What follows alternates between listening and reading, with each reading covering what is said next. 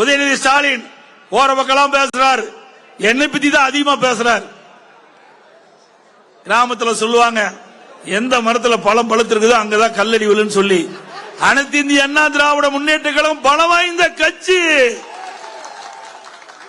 அதனாலதான் நம்ம மீது கல் எடுத்து எரிஞ்சிட்டு இருக்கிறாங்க.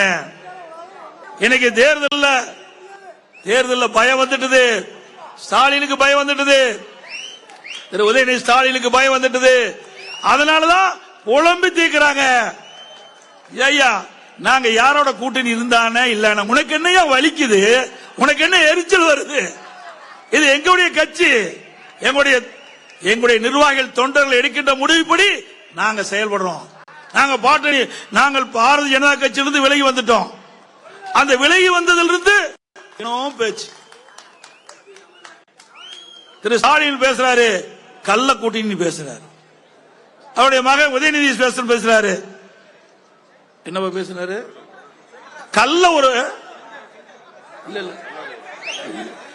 ஒரு கூட்டணிங்கிறார். கள்ள தொடர்பு.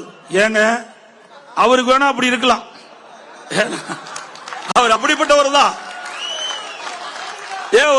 ஒரு கட்சி, ஒரு மிகப்பெரிய கட்சி, 30 ஆண்டு காலம் ஆட்சி செய்த கட்சி, பொன்விழா கண்ட கட்சி, எங்க கட்சி பத்தி திமுக தலைவர், இந்த நாட்டுடைய முதலமைச்சர் எப்படி பேசுறாரு?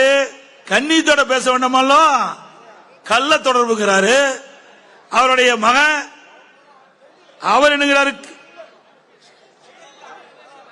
கள்ள தொடர்புள்ள கூட்டணி உதயநிதி சொல்றாரு. ஸ்டாலின் கள்ள கூட்டணி சொல்றாரு. நாங்க எந்த கூட்டணி வச்சா உனக்கு என்ன வலிக்குது, உனக்கு என்ன எரிச்சல் வருது? அண்ணா திமுக நாங்க எப்படி வேணாலும் இருப்போம், அதை நிர்ணயிக்கக்கூடிய நிலை நீ இல்ல.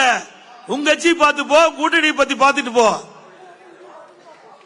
ஏன்னா ரொம்ப கற்பனையோடு இருந்தாங்க, அங்கோட கூட்டணி இருப்பாங்க, எப்படியாவது சிறுபான்மை மக்கள் மற்ற மக்கள் எல்லாம் ஓட்டு வாங்கிடலாம், ஜெயிச்சிடலான்னு கற்பனையில மேந்துட்டு இருந்தாங்க.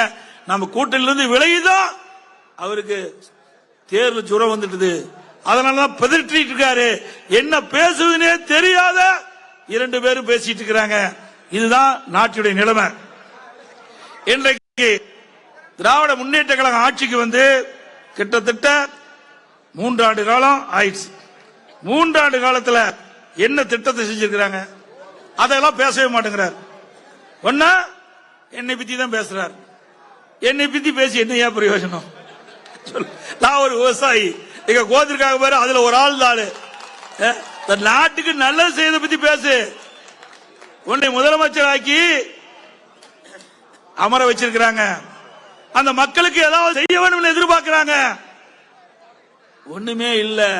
சரக்கு இருந்தா தானே சொல்ல முடியும், சட்டில் தானே ஆப்பையில வரும். ஒண்ணுமே இல்லையே. அவருக்கும் ஒண்ணு இல்ல, இந்த ஆட்சியிலையும் ஒண்ணு இல்ல. ஒண்ணும் இல்லையா, திறமை இல்லாத ஆளு, பொம்மை முதலமைச்சர். அவர் வச்சுட்டு என்ன பண்ண முடியும்? நம்ம குழந்தைகள் எல்லாம் பொம்மை வாங்கிட்டு வருவோம், சாவி கொடுத்துட்டா டக்கு டக்கு டக்குன்னு கைதட்டும். அப்படி கைதட்ட முதலமைச்சர் போதாத காலத்துக்கு தமிழ்நாட்டுக்கு வந்துட்டார்.